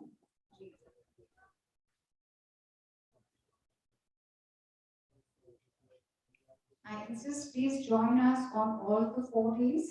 Today was the first day. We have another 4 days where the focus will be on all types of foods. Ones which are primarily processed, like somebody asked for atta, secondary processed, and also something which is processed, packaged, ready to use. So you will have greater insights to understand that what are the best type of foods which are supposed to be comparatively safer and healthier for us. Okay, one more question. How to identify man-made eggs? Man-made? Eggs. Eggs. Eggs. Okay, okay. You're talking about eggs. Yeah. Yes, I know that we have a very popular WhatsApp university which keeps giving some gyan which is not tested, right? So I do see that plastic rice, plastic eggs, Chinese eggs, etc. The best test for egg is take one and break it open, right? If it's plastic, it's not going to flow, right? You can see the albumin, the white of the egg, the yellow of the egg, right? And the best test for plastic is like supposing it's in rice, or you think that the albumin is made up of plastic, put it in boiling water. It's going to firm up, try eating it. Not even try eating it, just take a fork or a knife and try to cut it. You will not be able to do that. Okay? So rest assured that there is nothing as plastic eggs, plastic rice, plastic in your wheat flour when it comes to gluten. It will solidify on the heat processing. So you can't eat that chapati which has plastic gluten in it. You can't eat an egg which is made up of a polymer. All right? Yes, thank you, ma'am. Can we take another question? Please do. How to recognize adulterated plastic rice? Okay, so take a pot of boiling water, the way you make tea, right? Take those plastic rice and put them in the boiling water. When you boil rice, you can chew them and eat them. As I said, don't even put it in your mouth. Take a fork, take a spoon and try to mash it. Try to kind of, just make it like a paste. So naturally something which is made up of plastic will never be, you can never disintegrate it. You can never change the structure of that grain. Or put it in the microwave. You can either use, boiling water bath, or you can put it in the microwave. I'm sure you can figure out yourself it's made up of plastic. And just to tell the audience that think of a technology which is used to prepare plastic rice. The cost which will be, what the kind of cost which will be involved in the preparation. A complete technological revolution would be put in place to take this plastic out, plastic prepared rice. So, these are the things which we will again highlight when you talk about common, regular adulterants which are used to cheat the consumer. Thank you, ma'am. Please share a household method to detect adulteration in milk. All right. So as we have been hearing our experts, like today, Suniti Madam talked about milk adulteration. The easiest method is to just add water, right? So as a consumer, if I find the best test is you boil the milk and you have the kind of understanding that whether you've taken whole milk or toned milk, that what would be the density of that milk in terms of when the fat rises on the top. So the cream is not thick enough. If it's not setting, let's say, that could be a very simple test. You can set the heat and figure that out whether it's runny, has lots of water, right? Then again, supposing they have put some spinners. So when you remove fat, you need to put something else in place of that. So maybe starch, some neutralizing agent, some cane sugar maybe, because lactose is also reduced, so you would want to add a sweetener to that. All those tests, all these are being covered when we are talking about adulterants in milk and milk products. So I would request all the enthusiastic participants who've been there today, please continue to associate with this workshop. Tomorrow we will have the experts talking about the common adulterants and also showing you live demonstrations on which are these adulterants and what can we do to detect them at home level. Yes, and the question continues for turmeric or spices. Okay, we'll be covering turmeric also. Usually a methanol yellow color is added to turmeric, or a synthetic color you may say is added to turmeric, which is not permitted under the law, right? So for that also we will be showing you the test. Now these tests are more specific. This would require a chemical reagent. So those tests, if you suspect that your healthy is not pure, we would urge you to go to either food safety on wheels. That is a kind of a vehicle which is usually there in all the towns and cities, which will take up samples and check it free of cost for you, or get it tested in the NABL certified lab And if it is positive, there is a scheme in Food Safety Authority of India that your money would be reimbursed. And the person who's selling that particular commodity also, there would be a legal action, punitive action against them. Now, for all practical purposes, as I mentioned, that loose samples have higher chances of being contaminated or adulterated. Please check for packaged foods. Look for the labeling. Look for the brands, right? So that at least safeguards your immediate concern which you are talking about. Thank you. In which stage of the food processing does food adulteration takes place? In which stage of food processing? Okay, so this is like asking a question, how does the painter starts painting? You can choose whichever color you want at whatever stage, right? So I can begin right from the time of harvesting, right? Transportation. Any time adulteration can take place. Now, the difference between adulteration and contamination is that adulteration is deliberate. Supposing I am an adulterator and I want to, let's say, adulterate milk that's routinely adulterated or fats and oils. What will I do? I will only add that much amount and a lookalike of it so that I don't get caught.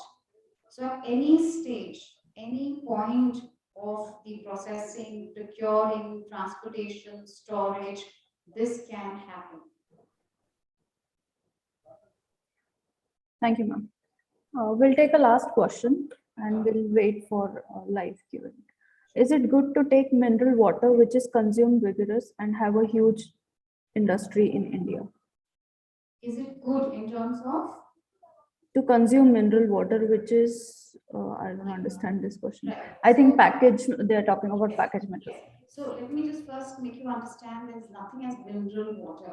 You know, when you look at the bottle, which is packaged water bottle, it never says mineral water.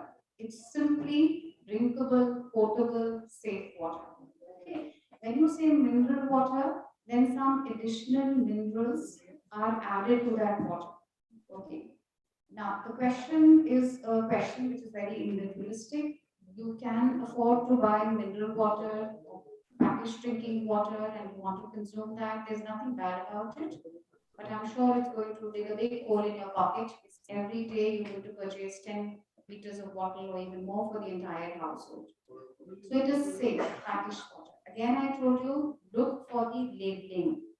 Look for, there are sometimes when you're traveling, there is misbranding. Supposing it's a one standard brand, the color can be copied, the logo can be copied, right? So you have to always read, check, and then use. Thank you, ma'am. That's it for online questions. All right. Thank you so much. And I think with that, may I request all the participants to kindly not forget to fill in the feedback form. And what is very important is please come back tomorrow. Again, we would request you to join 15 minutes before the workshop. So 10:45 is the time. 11 o'clock we will go live.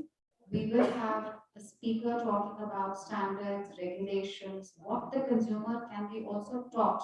So we are also touching upon your concerns like, I don't have a lab. I can't take chemicals at home.